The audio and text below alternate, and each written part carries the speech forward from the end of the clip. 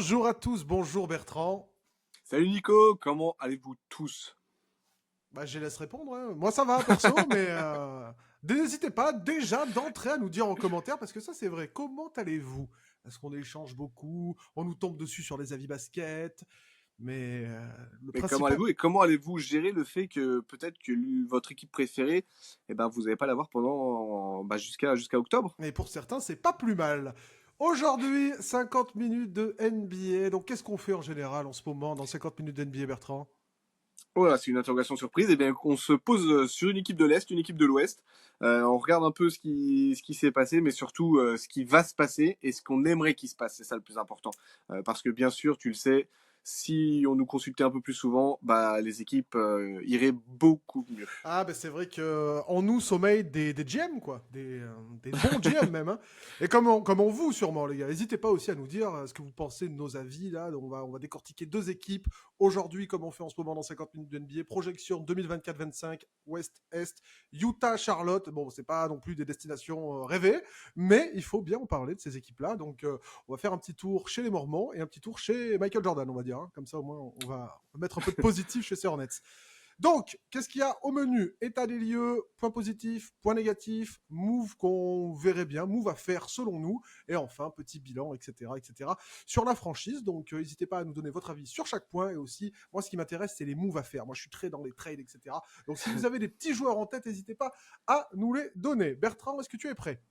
Let's go, on part quand tu veux. On part à Utah. À Utah, Allez, voilà. On est à Salt Lake City, on est dans l'Utah, on les est montagnes. assis à côté de Ryan Smith, le propriétaire. On est chanceux et privilégié.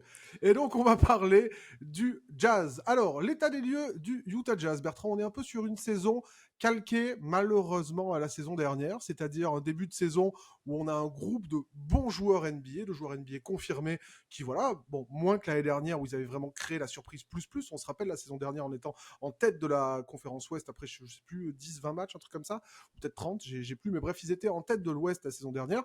Cette année, pareil, un bon début de saison, enfin, un bon début de saison à leur échelle. Et puis après le All-Star Game, voilà, rideau, fermeture de la salle, fermeture des ambitions, on passe à autre chose, on a d'autres choses à foutre. C'est un Ouais, peu la ça. deadline. C'est un peu La ça. deadline qui à chaque fois met le glas sur la saison, voulu hein, du coup par Danny Ainge. Vu les mouvements, ce sera une grosse partie de mon point négatif, donc je vais pas trop m'avancer là-dessus, mais oui, c'est exactement comme l'année dernière, cette saison de Utah. On avait donc un petit peu dans l'état des lieux John Collins, originaire d'Utah, un des rares joueurs, je crois qu'ils sont deux, je crois qu'il y a Sam Merrill aussi de Cleveland qui est de là-bas, un des rares joueurs d'Utah de retour chez lui, du coup. Après, voilà, on sait, à Atlanta, il était un peu en fin de cycle du côté d'Atlanta, donc il est arrivé à Utah. On a la confirmation aussi Chris Dunn qui avait commencé à pop la saison dernière et Chris Dunn qui est bien revenu cette saison, notamment défensivement. Voilà, ça fait plaisir, toi, fan de Chicago, qui a connu Chris Dunn, de voir Chris Là, mais Dunn. il a bien évolué parce que maintenant c'est un réel meneur de jeu là où il avait du mal à placer des attaques à Chicago. Non, là on voit que vraiment il a taffé. Ça fait plaisir de voir qu'il a retrouvé sa place surtout parce qu'il avait fait Portland aussi, mais tu sais, il était passé un peu par tous les États. Là, j'ai l'impression qu'il a trouvé son rôle à Utah, donc ça fait plaisir. Tu parles des jeunes, mais ils ont aussi essayé de relancer Darius Bazley. Il y a Johnny Uzang qui est là, Brice Sensabo qui est. Moi j'aime bien. Moi je sais que souvent tu me critiques là-dessus, mais moi j'aime bien Brice Ah non, Sensabo. Je trouve non, que je c'est ne un, critique rien, c'est c'est des un très bons futur jeunes. bon Non, bon role non, player. non, non, je ne Donc critique pas Bertrand, je dis juste que voilà, c'était et, comme et la saison surtout dernière. sous la houlette de Will Hardy qui est pour moi dans les meilleurs coachs NBA. Ouais, Willardy, alors moi je m'amuse très souvent en regardant le Jazz parce que Willardy fait toujours des têtes très particulières pendant un match, donc c'est vrai qu'on peut faire tout un portfolio avec des têtes de Willardy sur l'ensemble d'un match, mais voilà, en tout cas c'est un coach, voilà, cette nouvelle génération de coaching qui voilà, est assez novatrice dans son élaboration de jeu, dans sa manière de gérer son groupe, tout simplement dans sa manière de voir le basket, donc en tout cas Willardy qui est vraiment un bon point, donc ça on le sait au niveau du coaching du côté d'Utah. Après, dans le bilan de la saison, voilà, ce qu'on peut dire de plus, c'est que apparaître un copier-coller de la saison dernière, apparaître un groupe qui fait kiffer, parce qu'après on a des points positifs et négatifs, mais bon, le chapitrage est fait pour ça et je vais en parler là-dedans. Mais le bilan de la saison, c'est ça, c'est qu'on est une équipe un peu ambitieuse qui fait kiffer en début de saison et une équipe qui se rappelle qui elle est, un retour à la réalité en deuxième partie de saison et qui se dit oh putain, c'est vrai qu'il y a la draft dans 3 mois. Oh merde, 3-4 mois, il faut que les gars, stop, Arrêtez de Ouais, gagner. tu sais, il y a une espèce de décalage entre les joueurs et les bureaux, en fait. Tu sais, entre le terrain et les bureaux, j'ai l'impression il y a un gros décalage. Et moi, ça m'embête un peu, mais bon, écoute, c'est comme ça. Encore une fois, on n'est pas consulté, donc voilà ce qui Non, se mais passe quand on n'est pas consulté. ça nous rappelle peut-être aussi le fait que voilà, pour lancer des nouveaux projets, ça se fait pas en 2 semaines, que ça peut prendre des fois 1, 2, voire 3 saisons. On sait en tout cas voilà que c'était une famille, je crois, qui avait la franchise depuis des dizaines d'années Miller. à Utah, voilà, qui avait vendu à Ryan Smith. Je crois que c'était la saison dernière ou celle d'avant. Dwayne Wade est arrivé en actionnaire, donc il y avait un nouvel élan, voilà, une modernité qui était en train d'arriver à Utah. Et donc là, on attend la dernière pièce de cette modernité, de ce nouveau projet, avec voilà une tête d'affiche. Est-ce que ce sera Laurie Markkanen? On en parlera plus tard. Je pense pas, je sais que toi non plus. Mais voilà, on parlera un petit peu de tout ça après à suivre. Qu'est-ce que tu as aimé, toi, dans cette saison du Jazz? Est-ce que tu as beaucoup de points positifs? J'en ai pas beaucoup. C'est vrai qu'au-delà de Will Hardy qui se pose là comme un peu un coach universitaire, tu vois, on voit que c'est vraiment lui le patron. C'est au moins là, tu vois, il y a une hiérarchie à Utah. Et il y a vraiment on parle souvent d'institution. Bah là, on voit que c'est lui le patron et il n'y a pas encore de franchise player. Et c'est vrai que Utah, ça attire pas des stars, mais je trouve, c'est un point positif. Mais tu vois, Euh, excuse-moi de te couper, Bertrand, mais ça aussi, tu vois, Dis-moi. c'est peut-être plus facile d'être un team coach, tu vois, un peu ce coach universitaire V2, quand justement, t'as pas des grandes stars, t'as pas beaucoup Justement, ouais. d'ego. C'est plus. Justement, mais comme il est arrivé avant que, j'imagine, ça va encore beaucoup bouger à Utah, comme c'est lui qui est le premier arrivé, un peu comme Jerry Sloan, tu vois, ça, Utah, ils aiment bien garder des coachs longtemps.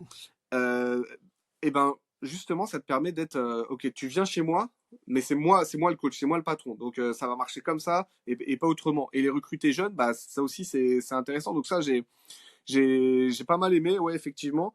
Après, honnêtement, à part de te parler des futurs pics qu'ils ont en 2027, 2028 et 2029, bah, j'ai pas beaucoup plus de positif parce que, encore une fois, ça va bouger. Donc, c'est délicat de parler du jazz, sachant ça. Moi, un point positif, donc, c'est la Vivint Arena, Delta Center, Energy Solutions Arena, bref, ce qu'on veut, là, la salle d'Utah, qui est vraiment, pour moi, l'une des meilleures salles NBA. Il y a une ambiance de fou furieux à chaque fois. Et voilà, on voit certaines salles, certains publics, certaines fanbases, etc., qui sont un petit peu éteintes. Là, tu vois, il y a vraiment ce côté village, un peu, tu vois, chez nous. Genre, tu sais, t'as des petites Ouais, ce villes chez côté nous. passionné, ouais. Voilà, des petites villes chez nous qui sont toutes derrière leur équipe. Et je trouve qu'il y a un peu ça à Utah et ça à Et Utah, tu sais, Utah, attends, ouais. mais c'est marrant que tu dises ça à Salt Lake City. C'est marrant que tu dises ça parce que je sais pas si tu avais suivi l'affaire, c'était vers le début de saison. Toutes les franchises NBA étaient donc en accord avec Jordan Brand, donc tu sais le logo Michael Jordan, avec le logo de Jordan et le nom de l'équipe, donc Utah Jazz avec le logo de Jordan. Bah, les fans ils sont rebellés, ils se disent non non non, il n'y a pas ça dans notre boutique officielle. Donc ça a été enlevé de la boutique officielle parce que bah bien Ah sûr non, j'avais Michael pas vu, Jordan, ça leur j'avais rappelle pas pas suivi ça. J'avais des pas bons suivi. souvenirs, c'était assez fun. Non, mais en tout cas, voilà, c'est vrai que la fanbase d'Utah est partie intégrante de la franchise, tu vois. Et ça, pour le coup, c'est une bonne chose parce que ce que je disais, on sait qu'il y a certaines franchises qui ont un peu de mal là-dessus. Eux, pour le coup, et c'est pour ça aussi qu'on peut mettre en parallèle plusieurs choses, tu vois. C'est que Utah, eux, être un petit peu dans le mid, ça leur apporte quand même aussi de la vente de billets ou quoi. Ils savent pertinemment qu'ils peuvent vivre un petit peu là-dessus. Donc, c'est aussi un critère. Tu sais qu'il y a beaucoup de gens qui disent, ouais, en NBA, il y a un perdant, il y a un vainqueur et que des perdants. Donc, c'est soit tu joues le titre, soit tu joues rien. Il y a des équipes un petit peu comme ça qui sont dans des marchés particuliers qui peut-être aussi, pendant un certain temps, peuvent se satisfaire de projets mid parce que, au moins, pour satisfaire leur fanbase, tu vois. Et ça, Ouais, tout à fait. je pense que c'est aussi à prendre en compte. Donc ça, j'ai bien aimé. Et pour le coup, c'est quelque chose qui est cool. Bon, après, quand il y a des abrutis qui s'en prennent à Russ ou d'autres choses, c'est pas Utah, tu vois, c'est quelques abrutis. Hein. Ça arrive un petit peu dans tous les stades, malheureusement. Après, ce que j'ai bien aimé, c'est le revival, entre guillemets, de Colin Sexton. Hein, quand il est parti de Cleveland. Voilà, on savait pas trop, etc., etc. Et c'est devenu, voilà, un vrai bon joueur confirmé. Est-ce que c'était le bon joueur à faire partir entre Garland et lui? Bref, ça sera un autre sujet, ça. Mais en tout cas, on voit que Colin Sexton, voilà, est un très très bon joueur. Tu l'avais d'ailleurs placé dans tes joueurs les plus Ouais, athlétiques je voulais le placer, ouais. dans une vidéo récemment. Après, donc, on a parlé j'ai plus son nom, de Chris Dunn. On a parlé aussi, bah, bien évidemment, même s'il a moins joué cette saison, Laurie Markkanen, qui reste quand même une référence en termes de spacing, en termes de shooting. C'est un des meilleurs joueurs sur catch and shoot de la ligue. Après, pareil, est-ce qu'ils auraient pas dû le trade la saison dernière? Peut-être, parce que je ne sais pas s'il retrouvera la valeur qu'il a eue. En tout cas, on sait que Utah pourrait se positionner sur une prolongation sur Laurie Markkanen dès cet été. Il est éligible à une extension cet été, il sera free agent en 2025, mais il est déjà éligible, donc il pourrait avoir un petit truc à la Miles Turner.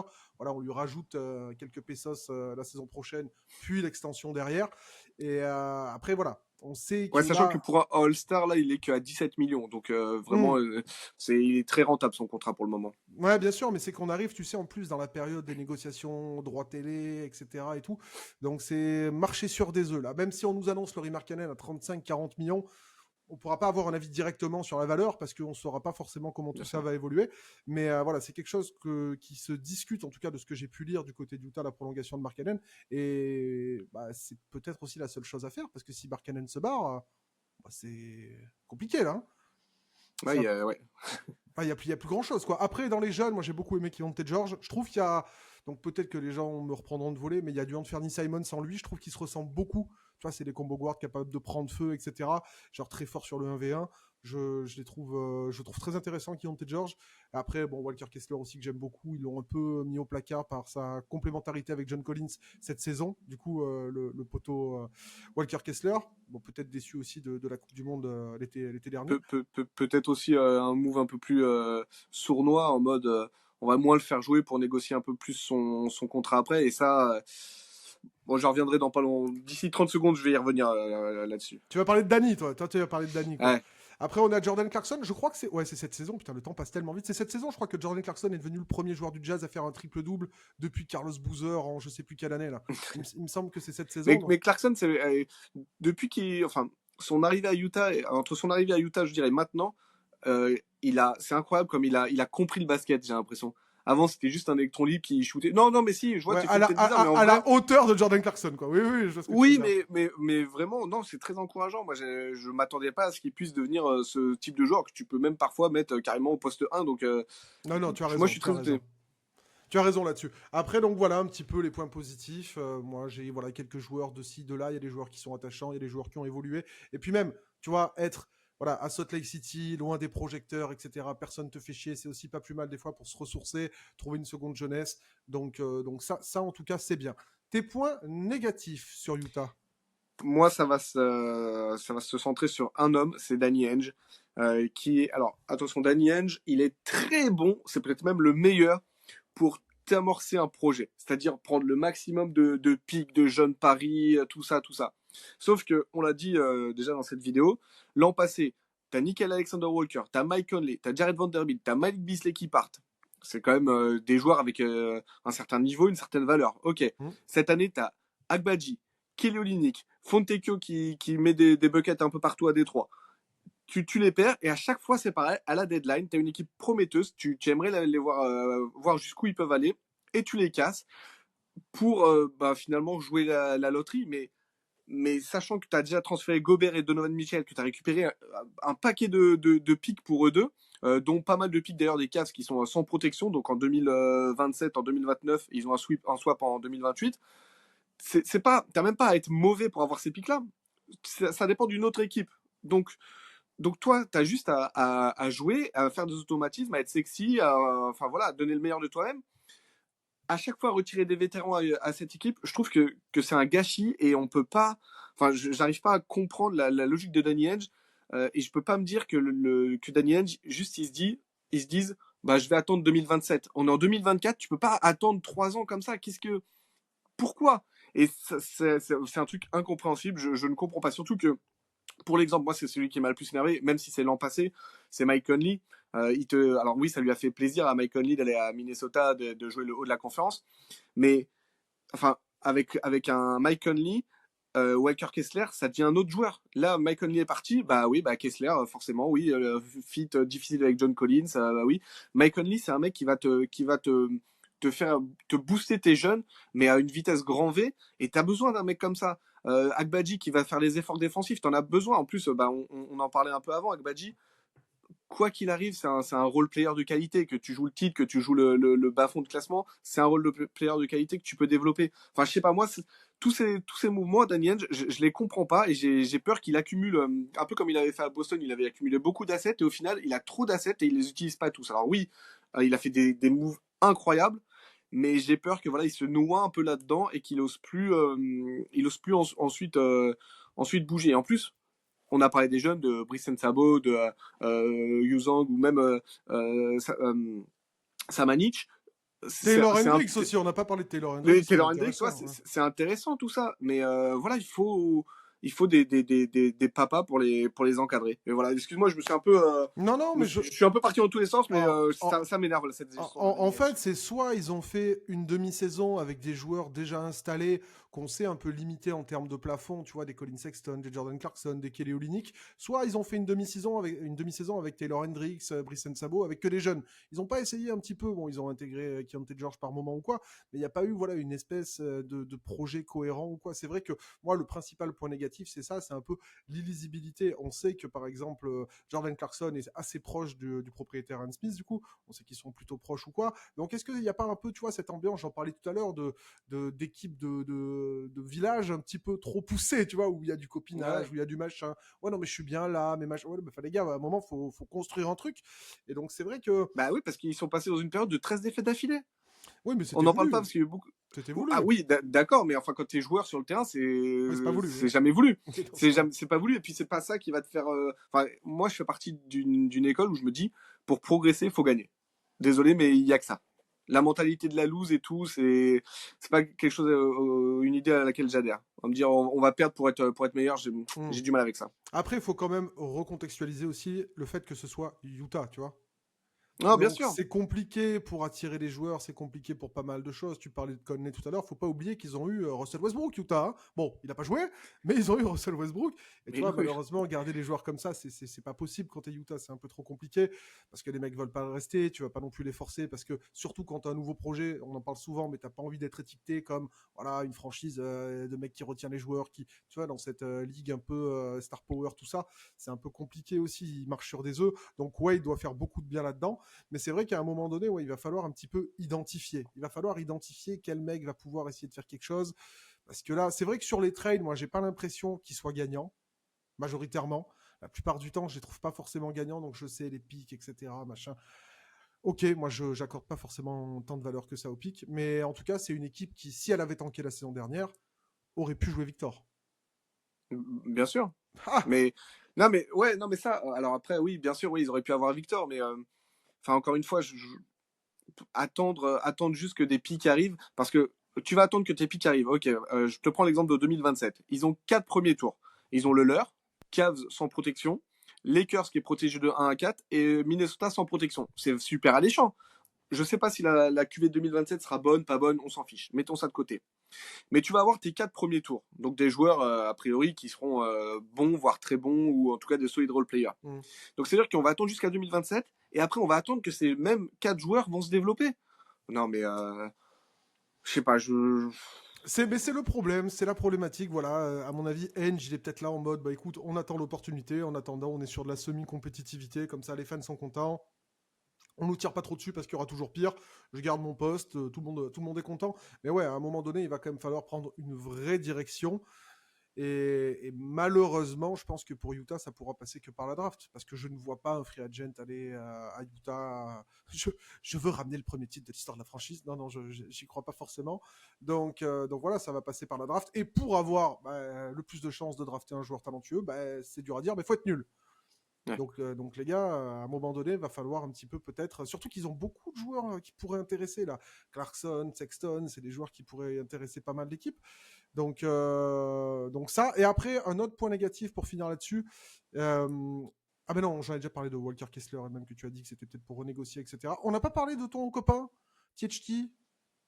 Ah, THT, c'est mon coup de cœur, ça, THT. Je suis encore dans le wagon THT. Ah, t'étais tout seul, mais t'y es. Hein, non, mais THT prend beaucoup de place aussi dans le wagon, donc il n'y a pas beaucoup de sièges disponibles. Bien, non, THT, ouais, j'aime bien parce que lui aussi, tu vois, il peut, dans cette NBA moderne, lui, c'est le moule parfait. Il a un physique trop étrange d'ailleurs, mais il est quand même long, il est large et long. Il peut monter la balle, il a parfois un shoot, parfois il drive, il est surprenant. Moi j'aime bien THT, je sens qu'il y a un petit truc à développer avec lui, j'aime bien THT. Ouais, c'est vrai que je sais pas pourquoi t'es dans ce wagon là, mais si, il a des qualités, mais comme, enfin bref, t'es dans ce wagon là. En tout cas, si un jour les gars il se passe quelque chose avec THT, sachez que Bertrand était là day one. Hein. Day One, il Day était One. là. Donc voilà, un petit peu. En plus, on voit, donc là, point positif, négatif, j'en sais rien, mais on voit Kenneth Lofton qui s'amuse un petit peu sur la fin de J'étais saison. sûr que t'allais passer du THC à Lofton, j'en étais sûr. Tu crois que mon inconscient a fait un lien? Ah non. Ça marcherait Ton donc coup de comme ça. cœur, ton coup de cœur. Ah, je suis déçu que ça marche comme ça, putain, je me dégoûte. Mais en gros, ouais, Kenneth Lofton, on y est. On est en plein dans le mois d'avril, des joueurs un petit peu voilà, particuliers qui font un petit peu des performances particulières. Sanogo chez toi à Chicago qui a fait un truc sympa aussi. Là, on est vraiment en plein dans la période, là. On y est où. Vas-y, rabaisse bien mon Sanogo, y a pas de Non, problème. non, mais moi j'aime beaucoup Adama Sanogo. Beaucoup, beaucoup. Pas assez de temps de jeu d'ailleurs du côté de Chicago, à mon goût. Mais bon, c'est avis perso. On en parlera peut-être prochainement des Chicago Bulls d'ailleurs. Mais bon. Hein, voilà. Voilà. Donc, on a fait point négatif, point positif, petit bilan sur cette équipe du Jazz. Qu'est-ce qu'il faut faire là non, petit move à faire Petit cet move à été. faire. Petit move à faire cet Moi, été. mon move, t'as un peu amorcé ça, c'est comment trouver the guy.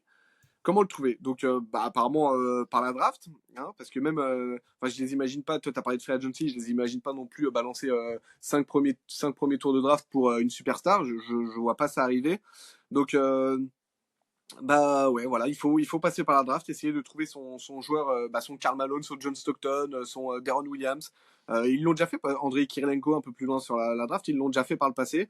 C'est un modèle qui leur a plutôt bien réussi parce qu'on a des Donovan équipes Mitchell, excitantes à Rudy Utah. Gobert. Donovan Mitchell, ouais, bien sûr. Donc voilà, trouver soit le drafter, soit tu sais, Gobert et Mitchell aussi, c'était par des trades le soir de la draft. Ouais, les deux Bon, draftés c'est quand par même Denver en ouais, plus. ouais, t'imagines. Mais voilà, il va falloir être malin le soir de la draft. Pour moi, il y a que ça comme solution. Donc move à faire. Honnêtement, j'étais même pas mis de move parce que ça aurait été illogique pour moi de te dire faut ramener un vet. Parce que les vets, ils les avaient, ils les ont transférés. Donc non, ça passe par la draft. Voilà. Je crois que c'est le move le plus facile que j'ai eu à imaginer depuis qu'on fait ces mises en situation pour 2025. Ouais, moi, j'ai pas de move non plus, mais j'ai des dessins. C'est-à-dire qu'Utah doit commencer à dessiner quelques idées de début de projet. C'est-à-dire qu'on ne sait pas trop où on va aller, mais est-ce qu'on ne dessinerait pas un peu notre raquette en mettant Kessler et en trouvant un joueur qui peut bien fitter avec lui? Est-ce qu'on ne dessinerait pas qui est le premier porteur de balle à Utah? Pas trop. Est-ce qu'on n'essaierait pas de trouver un mec où on se dirait, voilà, il a 22, 24 ans, sur les 5-6 prochaines années, ça sera lui notre premier porteur, et si jamais on récupère un mec porteur, on pourra le passer second porteur, etc., décaler un peu, jouer d'une certaine façon. Tu vois, dessiner déjà des petits plans, des petits trucs. Parce que là, voilà, c'est des joueurs, on l'a dit, qui sont bons, des joueurs qui sont des joueurs NBA confirmés, mais c'est pas forcément avec ces mecs-là que tu vas dessiner un projet. Donc voilà, est-ce qu'on profite des capacités de catch and shoot de Lauri Markkanen pour dessiner un truc autour de lui avec Kessler, avec un tel, avec ci, avec ça? Est-ce qu'on incorpore Hendricks de manière définitive, mais il faut qu'on change un petit peu un tel, un tel? Est-ce qu'on met beaucoup de paris sur Sensabo? Ça sera notre couteau suisse désigné. Tu vois, genre valider des spots un peu. Je pense Ouais. qu'en attendant de voir qui est-ce qu'ils vont récupérer, parce que voilà, tu récupères un 1-2 ou un 3-4, tu peux bricoler un peu, les déplacer, etc. Mais il faut lock certains trucs, je trouve. Parce que là, il y a trop d'illisibilité, en tout cas trop d'illisibilité pour un nouveau projet. Clarifier, quoi. Voilà, clarifier, tout à fait. Donc je ne sais pas si c'était clair ce que j'ai dit, mais ouais. Si, Ça va. on Ok. l'a bien capté, ouais. Ok, donc voilà un petit peu pour Utah. Petit bilan et petit prono pour la saison prochaine. Qu'est-ce que...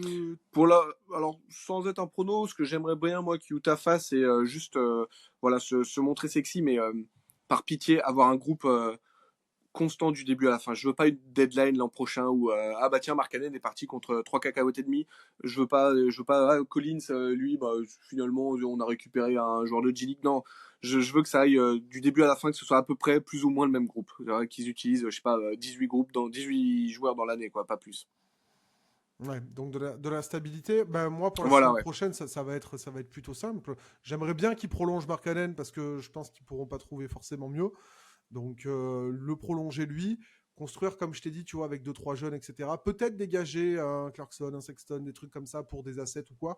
Mais tank la saison prochaine. Je pense qu'il faut tank la saison prochaine. On sait qu'il y a du Cooper Flag en vue en 2025. Il y a pas mal de jeunes qui peuvent être intéressants ou quoi.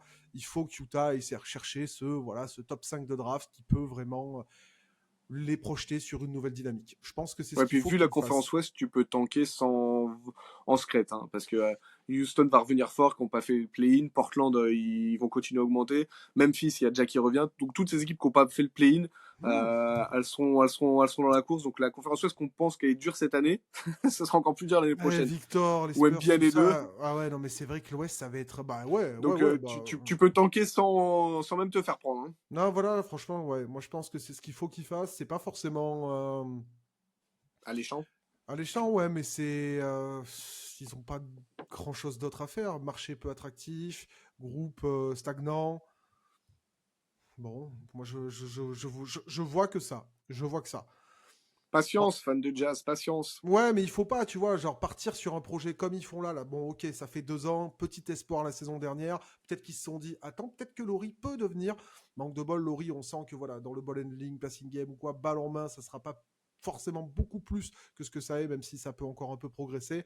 Mais ça pourra pas être ce gars qui va t'amener vraiment à une échelle de compétitivité très très haute.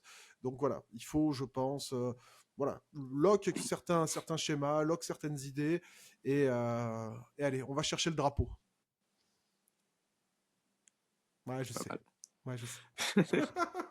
Donc voilà, pour le Jazz, on veut les voir tout en haut de la draft 2025. Et en tout cas, on va surveiller aussi Utah cette année à la draft parce qu'on a quelques Français qui se baladent à gauche, à droite. Donc on a peut-être un petit Français qui va aller prendre la relève de Rudy du côté de Utah.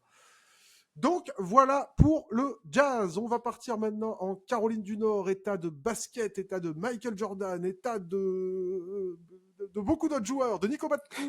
Je ne sais pas s'il faut dire Nico Batum parce que bon, pas forcément que des bons souvenirs à Charlotte malheureusement. Mais en tout cas, on De part. North Carolina, de Duke. Voilà, on part chez les Hornets de Charlotte où il y a eu beaucoup de changements cette saison. État des lieux. Bon, on est, j'allais dire comme d'habitude à Charlotte dans une saison décevante. Hein. C'est un peu voilà ce qui les caractérise. Donc on a pas mal de changements du côté de Charlotte. On a eu donc Mitch Kupchak qui est parti, je sais plus si c'est président des opérations basket ou GM, bref, je crois que c'était président des opérations basket. Bref, décisionnaire, etc. de Charlotte qui va partir dans un rôle plus de superviseur, conseiller, etc. Et qui a laissé sa place du coup à monsieur Jeff Peterson, qui est un GM qui est passé notamment par Atlanta, par Brooklyn, qui a 35 ans et qui amène hop un vent de fraîcheur dans la franchise de Caroline du Nord. On a aussi la franchise Bertrand qui a été vendue, la franchise de Michael Jordan qui a été vendue Eh oui. à un groupe d'actionnaires dirigé par monsieur Rick Knoll et Gabe Plotkin, du coup, de la Jordan jeunesse garde encore. départ. Jordan garde départ, et malin Jojo, il connaît. Hein. Donc voilà, on a ça. Donc les propriétaires qui ont changé, le décisionnaire basket qui a changé et le coach aussi qui va changer. Steve Clifford qui lui aussi va partir en conseil. Mais j'ai l'impression que conseiller, c'est un peu, je prends Ouais. un tropico, une paille, Ouais. je mets Netflix, mais je suis là, tu vois. Ouais, exactement. Ouais. Donc, mais tant mieux pour eux, tant Tiens, mieux pour tu eux. peux te mettre là. Oui, dans le casier, là. Oui, oui. Ouais, Allez. tant mieux Merci. pour eux. Hein. Franchement, ils auront leur maison, plus de voyages, plus de soucis, plus de trucs. C'est pas de ma faute, on me tire pas dessus et je suis payé. Ils ont bien raison. Vous faites pas chier, les gars. Donc, on a Steve Clifford qui va. Wessenseld. On a Steve Clifford du coup qui va voilà, partir du coup de son poste de coach. Et donc là, par contre, ça n'a pas encore tranché du côté du coach. Donc peut-être que d'ici là, ça va tomber. Mais en tout Il y cas, a des voilà. entretiens qui ont commencé Voilà, avec certains assistants. Apparemment, la favorite serait une femme. Ouais. Ce serait Lindsay Harding, donc qui est coach of the year en G-League. Elle était du côté des Kings, l'équipe de G-League des Kings. Elle est biélorusse, je ne sais pas si tu savais, mais voilà, je trouvais ça intéressant de le dire. Elle a pris la nationalité biélorusse pour pouvoir, parce que c'est une ancienne joueuse, bien évidemment. Et alors, tu as parlé de Peterson qui a 35 ans, elle a 39 ans. Alors, je m'attends un peu sur elle parce que c'est la favorite, mais sinon, il y a d'autres noms comme Sweeney de Dallas, comme David Adelman de Denver, Chris Quinn de Miami, Charles Lee de Boston. Tu sais, c'est toujours un peu les mêmes noms, Quinn, Lee, ils sont toujours un peu dans les mêmes rumeurs, eux deux. Ouais, Will Weaver aussi, j'ai de Brooklyn. Donc Peterson venant de Brooklyn, peut-être que ça peut faire un petit lien. En tout cas, on verra. Donc dans tous les cas, Charlotte va partir sur un nouveau coach, une nouvelle direction, des nouveaux proprios, un nouveau projet. Et des fois, on en parlait, tu vois, quand on parlait des Wizards, ça fait du bien. Voilà, ça fait du Ouais. bien de tout changer. Voilà, page blanche, de se dire, allez, c'est bon les gars, on y va. Parce que les Hornets, mine de rien, dans l'état des lieux, il y a eu des petits signes encourageants, notamment Monsieur Brandon Miller, qui a été beaucoup conspué, tu t'en souviens, autour de la draft, parce que Twitter avait dit qu'il ne fallait pas le prendre en deux. Donc, comme Twitter avait dit qu'il ne fallait pas le prendre en deux, et comme personne n'avait vu la moindre seconde de ce gars, tout le monde a dit il ne faut pas le prendre en 2, sauf que bah, là, l'heure du mea culpa a un peu sonné. Scoot montre des belles choses sur la fin de saison, mais en tout cas, ce n'était pas une hérésie de prendre Brandon Miller en 2, non? Mais surtout si tu as, parce que moi je pense effectivement que Scoot fera une meilleure carrière. Bon après c'est mon avis, hein, certains vont dire Brandon Miller, mais j'ai pas l'impression que le niveau des deux joueurs soit très différent. Et si tu as le choix entre un super meneur de jeu, un super wingman, et que tu as la Melo Ball qui est ton meneur de jeu franchise player, bah voilà, tu vas prendre. C'est con de penser comme ça au fit, mais dans ce cas-là, je peux comprendre qu'on pense plus au fit. Fais attention, hein, il y a des gens qui vont te tomber dessus là. Quoi, non, Oui, non, mais dans ce cas précis, talent. dans ce cas précis, parce que je trouve que le talent est assez similaire. Après, Miller, ce qu'il a montré, son joueur préféré, c'est Paul George. Oui, on l'a remarqué, du coup, on l'a remarqué. C'est vrai que. Et bon, je déborde un peu parce que ça faisait partie de mes points positifs, mais enfin un rookie à 17 points de moyenne, il y aurait pas Wemby et Chet Holmgren, enfin c'est aller merveilleux sa saison rookie, il aurait pu être rookie of the year dans quelques sur quelques QV. Il est bon, enfin il commence à trouver un petit rythme à 3 points, il a 37%. Le seul reproche que je lui ferais, moi, c'est qu'il est un peu trop fébrile pour aller sur la ligne. J'avais noté ça, et ouais, il va sur la ligne un peu plus de 2 fois par match, donc c'est pas ouf. C'est pas ouf. Il a les capacités athlétiques pour faire beaucoup mieux, surtout qu'il est adroit il est adroit sur la ligne. Mais non, Brandon Miller, franchement, j'ai hâte de voir en fait ce qu'il va donner avec une équipe un peu plus saine physiquement. Parce que oui, dans l'état des lieux, il y a ça. Parce que on s'est emballé sur Brandon Miller. Bon, pour finir l'état des lieux, bah, il y a eu quand même pas mal de blessures du côté de Charlotte qui ont un peu empêché voilà, la colonne vertébrale. C'est malheureux pour Mark Williams ce que je dis, mais la colonne vertébrale de l'équipe de se mettre en place, la C'est jeune très sale. colonne vertébrale C'est de très sale. l'équipe de se mettre en place. Donc on a Mark Williams qui a joué que 19 matchs, contusion au dos, etc. Petit mystère un petit peu sur ce qu'est Mark Williams.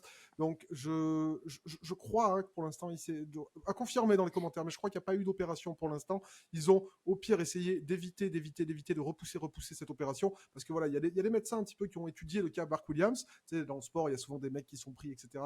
Comme analystes des blessures, et ils expliquaient justement que voilà, sur des gabarits comme ça, ou même sur des sportifs, des basketteurs, opérer du dos, voilà, c'est une zone qui va être énormément sollicitée, efforts répétés, sauts, etc. Ça doit supporter une grosse charge, donc c'est vrai que c'est souvent le dernier recours. Donc Mark Williams touché au dos, on a la Melo qui s'est pété la cheville, la Melo Ball. 22 matchs cette saison, la Mélo. Voilà, énormément de soucis au niveau des chevilles, notamment la droite, la Melo Ball, beaucoup de soucis sur sa cheville droite. Et bah là, on parlait de Chicago tout à l'heure, tu sais de quoi on parle, des balls blessés. Ça va là Non, on mais passe un bon c'est. moment. Bah Alors, ouais, c'est. selon une source sûre proche de la Melo Ball, son père, Mhm. Lavar, c'est de leur faute hein, parce que bah oui, ils ont pas pris ses chaussures. Ah, Ouais, bah voilà. ouais, voilà. Voilà. Bah voilà, les gars, fallait pas les connaître. Donc, non, mais c'est vrai que c'est très triste et on le sait, tu vois, que des blessures, parfois, ça peut un petit peu flinguer des élans collectifs. Et donc là, sur la projection, on en parlera tout à l'heure, mais en tout cas, sur une projection, Lamelo Ball, Brandon Miller, Mark Williams, c'est alléchant. C'est alléchant. C'est des mecs voilà, qui ont des points très très forts, qui, bon, Lamelo, t'as envie de le regarder jouer parce que c'est popcorn à tous les matchs, etc. Brandon Miller, c'est exceptionnel. Mark Williams, ça commençait à devenir un peu voilà, une belle révélation. Ça va peut-être être un peu. Je le voyais un peu en Roy Hibbert moderne, moi. Je sais pas si tu vois ce que je veux dire. Mais moderne. Alors, moderne, ouais. Ouais, Moderne. puis bien sur le moderne, ouais. Ouais, moderne. Très Ouais, moderne. une Même. espèce le côté tronc, tu veux dire. Ouais, un peu. Voilà, c'est un peu ça. Ouais, Et, je comprends, ouais, je comprends. et donc voilà, il fallait rajouter à ça voilà, quelques mecs à gauche, à droite. Et en tout cas, ça donnait envie. Nouveau coach, nouveau GM, nouvelle direction, des jeunes, etc. Des maillots qui pètent, Mister Beast en sponsor, etc. Putain, c'était céréal, tu vois.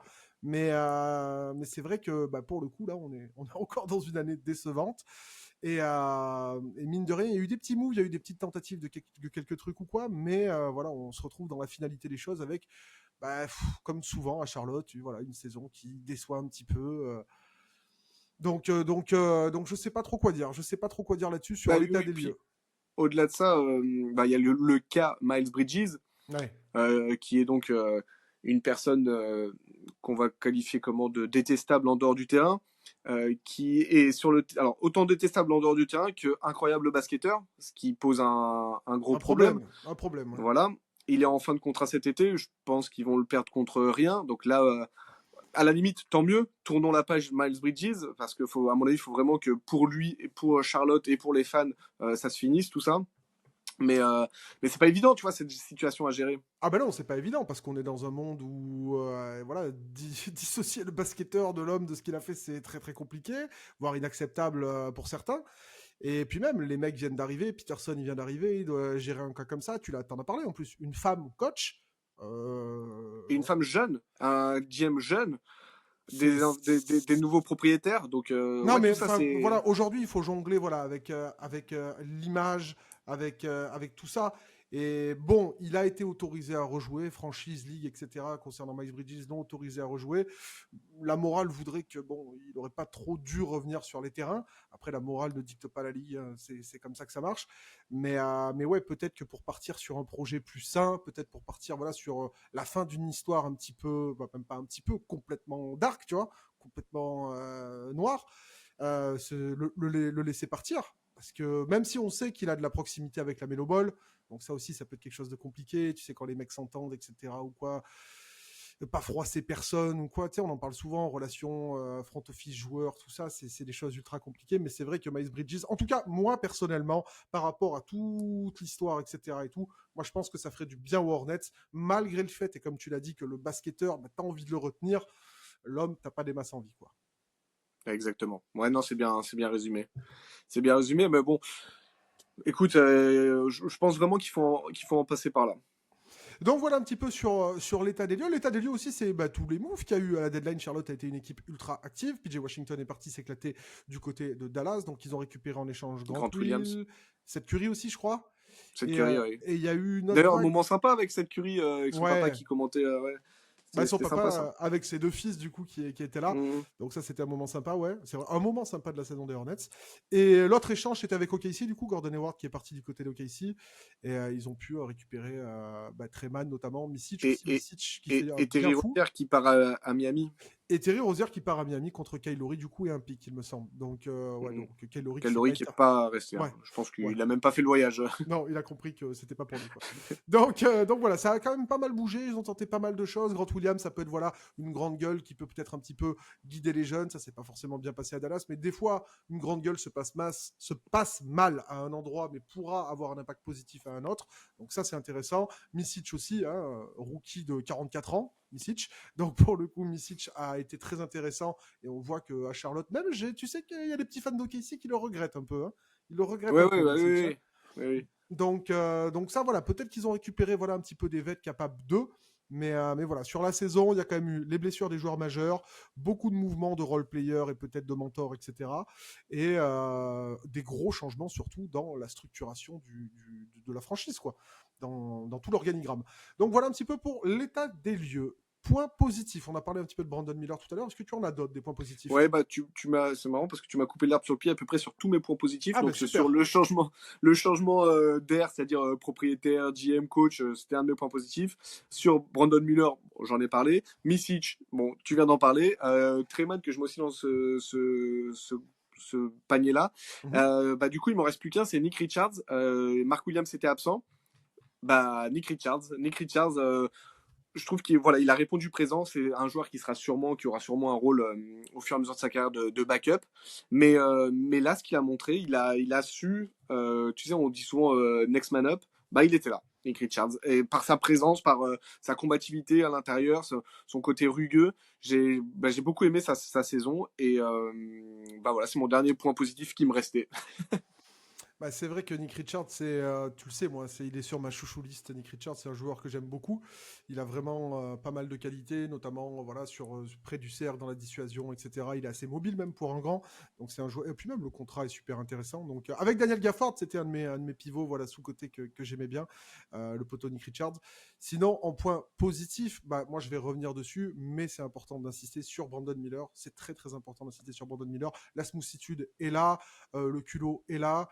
On sent que quand il y a des petits coups de chaud, tu vois, il y a ce petit truc particulier des All-Stars, tu vois, en mode, ouh, la technicité au rendez-vous, putain, ça fait kiffer, etc. Tu sais que parfois il me fait penser à T-Mac hein, parfois. Il a un petit côté T-Mac. Faut s'imaginer, mais dans son jump shot, je sais pas, il y a un petit côté, c'est Non, facile, voilà, la ouais, facilité. non, c'est clair, je vois ce que tu veux dire. Mais en tout cas, voilà, Brandon Miller, c'est vraiment une belle satisfaction. On sait que lui aussi, avant la draft, avait eu une sombre histoire un petit peu qui l'entourait. Ouais. Donc, laissons ça derrière. savourons le parquet.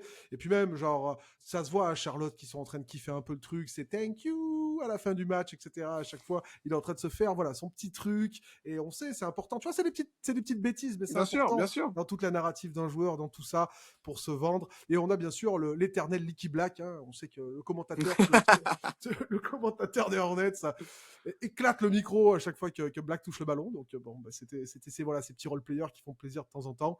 Après, voilà, on a d'autres joueurs qui sont. Moi, je sais que Bryce McGowan, c'est un joueur que moi j'aime bien, assez long, qui pourrait être intéressant. Mais après, tu vois, PJ Washington est l'incarnation de ce que pourraient être beaucoup de joueurs de Charlotte, c'est-à-dire que dans un environnement compétitif, ah ouais, putain, les mecs ont vraiment des vraies qualités, etc. Et je pense qu'il y a pas mal de joueurs chez ces Hornets-là Et qui c'est ont des ça, qualités. bah, tu vois, c'est ça le côté difficile dans des équipes comme Charlotte qui font pas le play ou un peu moins bonnes. C'est que tu as des joueurs et c'est un truc de fan. Donc tu tombes amoureux de ces jeunes-là dans des équipes un peu plus pauvres. Mais après, il faut dissocier. Est-ce qu'ils sont bons parce que ils sont bons tout simplement et ils pourront aider comme PJ Washington, ou est-ce qu'ils sont bons parce que vraiment autour c'est pas ouf et en fait ils ont pas plus que ça leur place en NBA, c'est-à-dire place de 10e homme dans une autre équipe. Et ça c'est bon, c'est le rôle de GM, hein, c'est pas le nôtre, mais c'est la partie un peu compliquée, tu vois, de pas tomber amoureux de tous ces jeunes joueurs ou de tous ces joueurs de roster un peu plus faibles. Ah bah ça, je pense que c'est la problématique de beaucoup de fans d'équipes mid-moins, hein, de tomber amoureux de joueurs un peu nazes, quoi. Ah mais lui, je vous garantis que dans 2 ans... Ouais, bon, écoute, on verra, on se reparle dans 2 ans, du coup. Donc voilà un petit Euh, peu. Je vois bien à quelle équipe tu penses là. Je pense à beaucoup d'équipes, là. Je pense à énormément d'équipes. Donc voilà un petit peu. Et tes points négatifs, du coup? Moi, c'est les blessures. Moi, ça m'a saoulé. Mark Williams, tu as parlé de cette année, mais en 2 ans, il fait 19 et 43 matchs. Lamelo qui fait 22 matchs. Tu peux rien voir.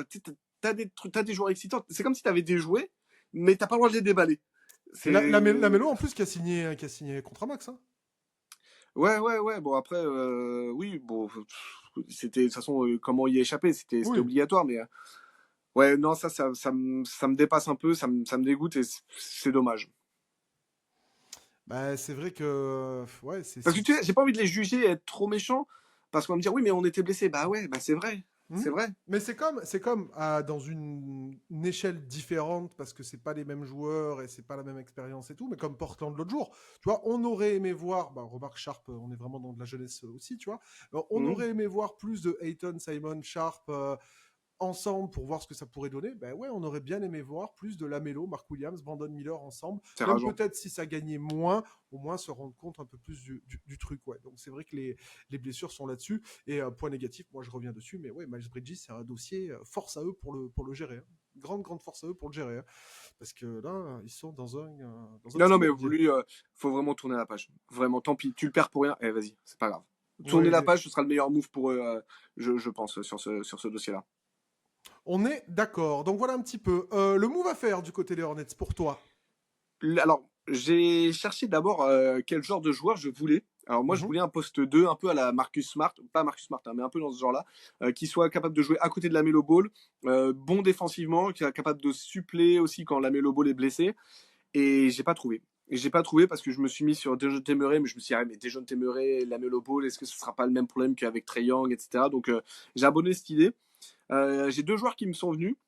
Donc là, c'est un joueur beaucoup moins meneur. C'est Moses Moody parce que je pense que tu peux aller le chercher, tu peux trouver quelque chose d'intéressant à envoyer à Golden State. Et Moody, il a ce côté, il peut exploser et il est bon défensivement Il est et jeune encore. Hein. Il est jeune, il Moody est encore. Hein. jeune et c'est un bon gars. Tu vois, il va pas te mettre de problème dans le Bon, vestiaire, et puis etc. il va Donc arriver à Charlotte, ça va devenir la pire ordure, mais normalement, c'est un bon gars.